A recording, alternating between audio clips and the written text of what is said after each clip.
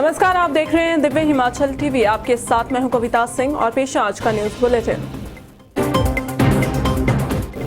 हिमाचल में ना लॉकडाउन लगेगा ना ही नाइट कर्फ्यू, सीएम बोले। पालमपुर और सोलन में जनता को गुमराह करके जीती कांग्रेस।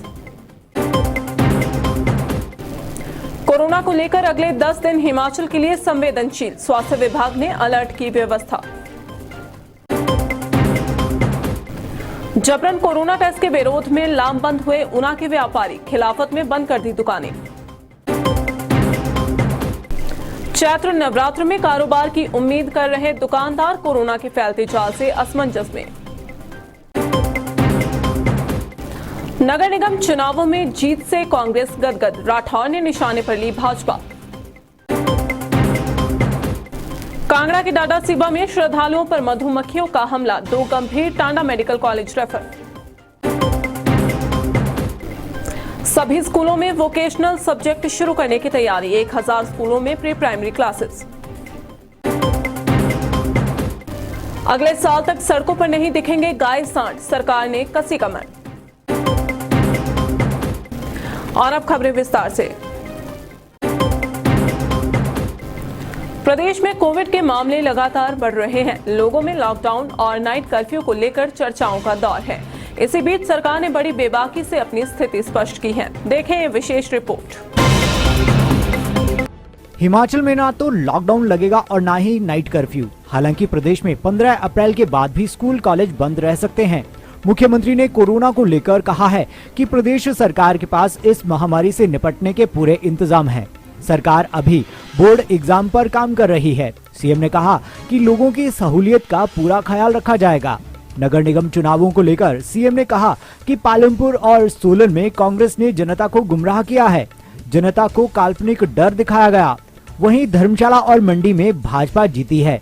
दूसरी ओर कल कैबिनेट की मीटिंग है, इसमें कई अहम फैसले हो सकते हैं। हाल ही में संपन्न हुए नगर निगम चुनाव प्रदेश में कोरोना संक्रमण की रफ्तार बढ़ा सकते हैं। यही कारण है कि स्वास्थ्य विभाग ने आने वाले 10 दिन संवेदनशील बताए हैं। हिमाचल प्रदेश में कोरोना संक्रमण को लेकर आने वाले 10 दिन बेहद संवेदनशील हैं, क्योंकि इस दौरान संक्रमण काफी तेजी से फैलने की आशंका है। धर्मशाला, पालमपुर, सोलन और मंडी में संपन्न हुए नगर निगम चुनाव के दौरान आयोजित रैलियों और सभाओं के कारण संक्रमण के मामले तेजी से बढ़ सकते हैं। ऐसे में स्वास्थ्य विभाग ने सभी जिलों के डीसी और सीएमओ को चेताया है कि स्थिति पर नियंत्रण रखे और सैंपलिंग की गति तेज कर वैक्सीनेशन बढ़ाई जाए। गौरतलब रहे कि वर्तमान में प्रदेश में एक्टिव मरीजों की संख्या 4000 से पार हो गई है और रोजाना का आंकड़ा 500 से पार चला गया है। कांगड़ा, सोलन व शिमला जिला दोबारा से सरकार के लिए चिंता का कारण बनते जा रहे हैं, क्योंकि यहाँ एक्टिव मरीज दिनों दिन बढ़ रहे हैं। इन हालात में स्वास्थ्य विभाग ने अस्पतालों को भी सतर्क रहने के निर्देश देते हुए अलर्ट किया है कि सभी तैयारियां पूरी रखें। ऊना शहर में आज एसडीएम ने कोरोना की रोकथाम के लिए एक अभूतपूर्व कदम उठाया, लेकिन लोगों को यह पसंद नहीं आया। फिर क्या हुआ, जानने के लिए देखें ये रिपोर्ट। ऊना शहर में आज उस समय स्थिति तनावपूर्ण हो गई जब शहर के दुकानदारों ने जबरन कोरोना टेस्ट करवाने से इनकार कर दिया। दरअसल शहर और जिला में कोरोना के बढ़ते मामले देख एसडीएम डॉक्टर निधि पटेल बाजार में पहुंची और व्यापारियों से अपना अपना कोरोना टेस्ट करवाने को कहा। देखते ही देखते आसपास के कई दुकानदार एसडीएम के आसपास एकत्रित हो गए और टेस्ट करवाने का विरोध करने लगे।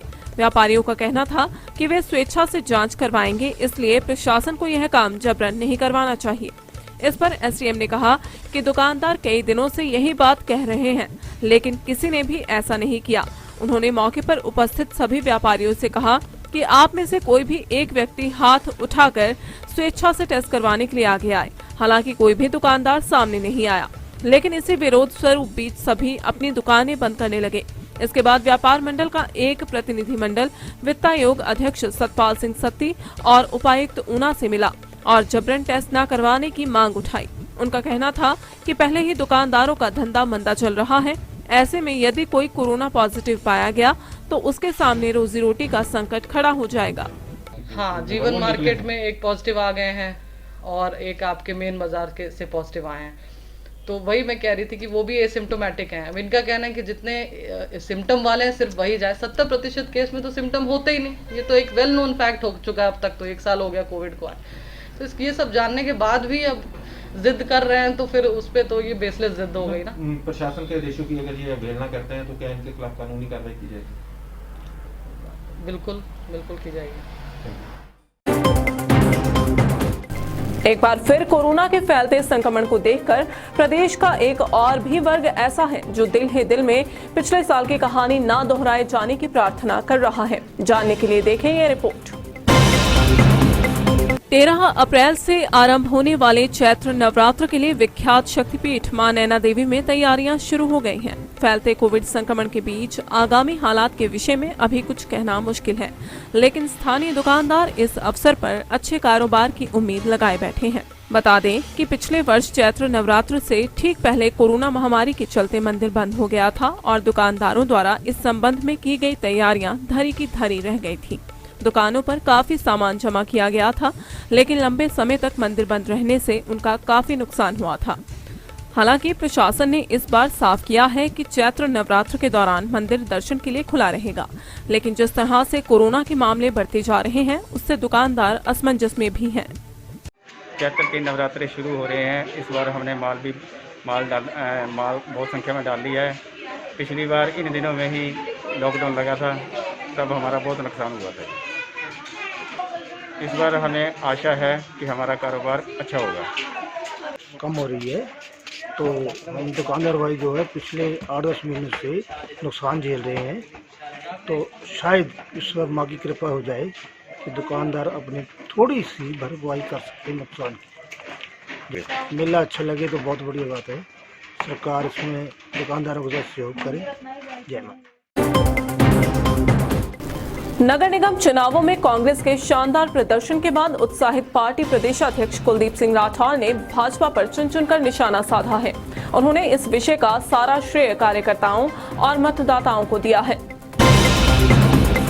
हिमाचल प्रदेश कांग्रेस ने 2 नगर निगम चुनावों में पार्टी की निर्णायक जीत का श्रेय कार्यकर्ताओं को देते हुए मतदाताओं का भी आभार व्यक्त किया है। कांग्रेस अध्यक्ष कुलदीप सिंह राठौर ने इस सफलता पर खुशी जताते हुए कहा कि चुनाव परिणामों से पार्टी अब नए जोश व उत्साह के साथ आगे बढ़ेगी। राजधानी स्थित पार्टी प्रदेश कार्यालय राजीव भवन में पत्रकारों को संबोधित करते हुए राठौर ने कहा कि भाजपा को केवल एक नगर निगम में जीत हासिल करने के लिए भी मुख्यमंत्री सहित अन्य मंत्रियों को वोट मांगने के लिए घर घर जाना पड़ा। कांग्रेस प्रदेशाध्यक्ष ने कहा कि हिमाचल के लोगों ने भाजपा को पूरी तरह नकार दिया है और अगले साल होने वाले विधानसभा चुनावों में कांग्रेस पूर्ण बहुमत के साथ सरकार बनाएगी। गर्मी की दस्तक देते ही मधुमक्खियों का आतंक फिर सिर उठाने लगा है। कांगड़ा जिला के एक मंदिर में आज श्रद्धालुओं पर मक्खियां कुछ इस अंदाज में झपटी कि उनकी जान संकट में आ गई। देखें ये रिपोर्ट। कांगड़ा जिला में डाडासीबा के पास पटियाला गांव स्थित गुग्गा मंदिर में आज दोपहर चीखों पुकार से हड़कंप मच गया। दरअसल यहां मौजूद लोगों पर सैकड़ों मधुमक्खियों ने अचानक हमला बोल दिया। दरअसल जिलाओना के गांव नहरिया से 2 अलग अलग गाड़ियों में सवार होकर 15 श्रद्धालु मंदिर में माथा टेकने पहुंचे थे। इसी बीच समीपवर्ती पेड़ की शाखाओं के बीच छत्ता बनाकर बैठी मधुमक्खियों ने उन पर एकदम हमला बोल दिया। आक्रमण कुछ ऐसा था कि लाख कोशिशों के बावजूद लगभग सभी श्रद्धालुओं को डंक झेलने पड़े। काफी देर बाद जब इस आफत से पिंड छूटा तो सभी को उपचार के लिए डाडासीबा सिविल हॉस्पिटल पहुंचाया गया। हालांकि उनमें से 2 की हालत गंभीर देखकर उन्हें इलाज के लिए पहले देहरा अस्पताल भेजा गया, लेकिन वहां भी बात ना बनती देख आखिरकार टांडा मेडिकल कॉलेज रेफर कर दिया गया।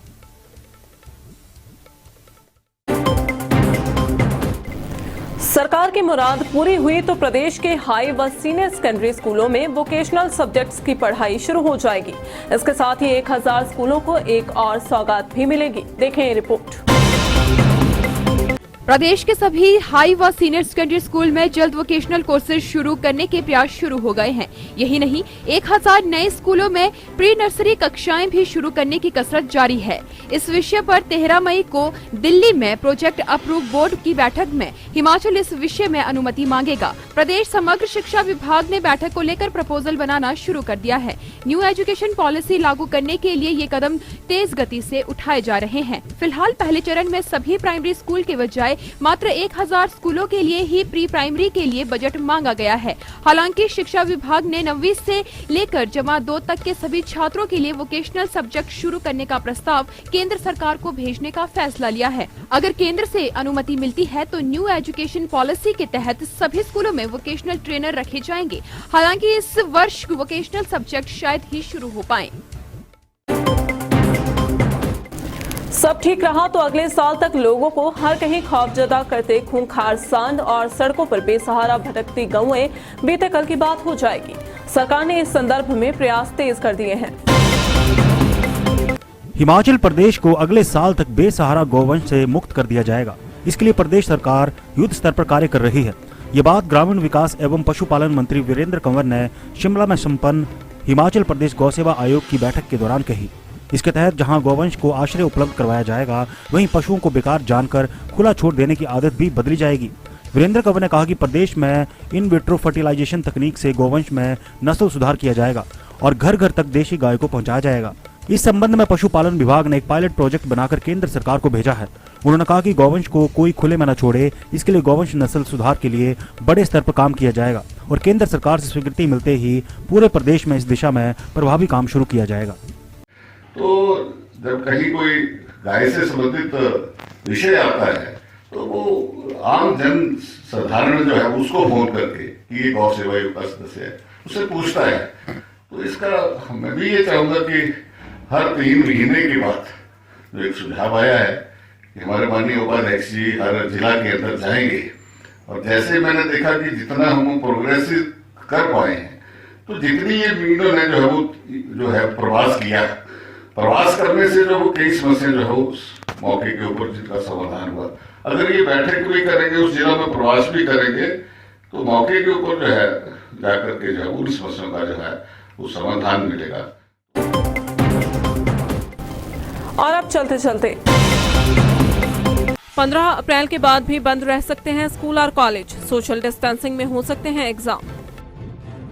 नादौन में नकाबपोशों का आतंक, 2 स्थानों पर बंधक बनाकर पिस्तौल की नोक पर लूटपाट।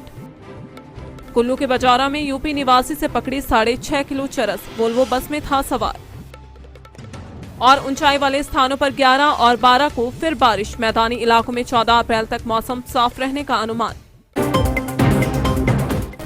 चलिए आज के बुलेटिन में बस इतना ही। प्रदेश भर की अहम खबरों के लिए जुड़े रहिए दिव्य हिमाचल टीवी के साथ।